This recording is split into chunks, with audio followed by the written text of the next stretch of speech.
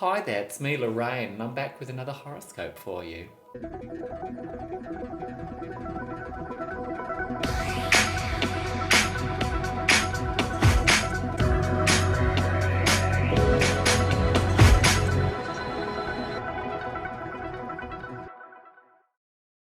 We're here today at Morgan HQ to redo your horoscope for Libra season of 2021.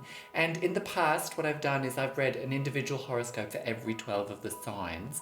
But actually today I want to try something a bit new. You know, I'm learning and I'm expanding my knowledge about astrology. So what I want to take you through is just all the transits that are happening in this Libra season and how they might affect us all generally as a collective. Are you on board? Okay, let's dive in.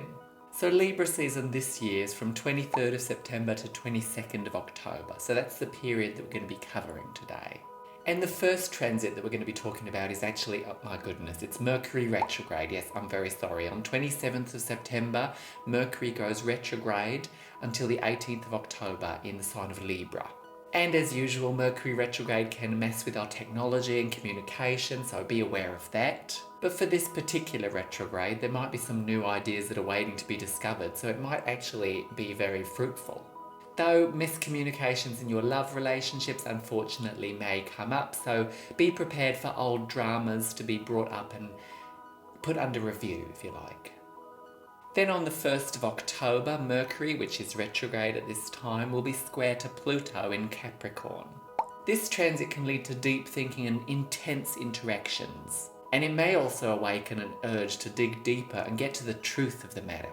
Now, taking the high road and not arguing just for the sake of it can actually lead to positive breakthroughs with your communication style. Then on the 6th of October, we have a new moon in Libra. That means the sun and the moon are conjunct. How lovely! And this we can use as an opportunity to build our negotiating skills without compromising our values or resorting to people pleasing. And in general, it's a great time to work on our tact and diplomacy when dealing with other people's feelings, and generally bringing a sense of harmony and peace to all of our environments. Then on the 7th of October, we have Venus entering the sign of Sagittarius. And this shift in romantic energies previously in Scorpio, which is very intense, to the more buoyant Sagittarius energy, can also have us shifting our focus on intimacy from the individual to the universal. Romantic adventures and straightforward, maybe just plain blunt expressions of love are certainly on the agenda at this time. Then the very next day, the 8th of October, we have the Sun conjunct to Mars in the sign of Libra. And this transit brings an abundance of energy and initiative, but it must be burned off in a constructive way, otherwise it may have destructive consequences. And remaining unaware of this build-up of energy may result in accidents or temper tantrums.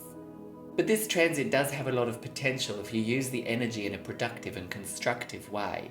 For example, you might be inspired to create some art, maybe specifically sculptures.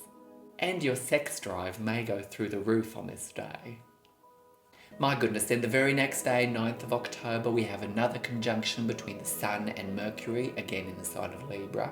And this is likely to result in a feeling of wanting to act quickly and impatiently with a new project, but if you do so without the proper planning, you may suffer the consequences. So if it's a project that cannot be delayed until after Mercury stations direct again, try and figure out ways to work in some extra wiggle room just to give yourself some padding in case some things go wrong. Then our next transit is on the 17th of October, and that's with the Sun in Libra square to Pluto in Capricorn. This may have you feeling the need to be in control of more situations than usual, and might lead to some conflict between other people, especially with authority figures. And these situations may have you feeling like you're forced into a corner where you either have to defend yourself or make a major change to move forward. And once you realise the reason lying behind that need for control, you'll be able to let it go and feel freer and more relaxed, and it will actually lead you to feeling more powerful internally. Then our final transit for Libra season is on 20th of October when we have a full moon in Aries, which means the moon and the sun are opposite. This is a great time to follow a hunch and act on a constructive impulse. Take a risk. It's also an excellent time to practice finding new ways on relying on yourself and being happy about that. And finally, if you do have a new project you want to start, this is an excellent time to do so. Mercury is already stationed direct, and a full moon is very encouraging for this. So that was your horoscope for Libra season of 2021 with me, Lorraine. I hope you like this new format. I just thought I'd give something new a try. I mean, why not? Follow my own advice for once. Alright, I better be off. Got to get home and finish some of those home projects, you know, before the Mercury Retrograde. Very Libra season vibes of beautifying your home, you know. I do listen, actually. So thanks so much for watching. Give the video a little like, thumbs up, comment, share it with someone else, you know, all the things. And you can follow Morgan over on Instagram at morganwoodcallisto, MorganWoodCallisto.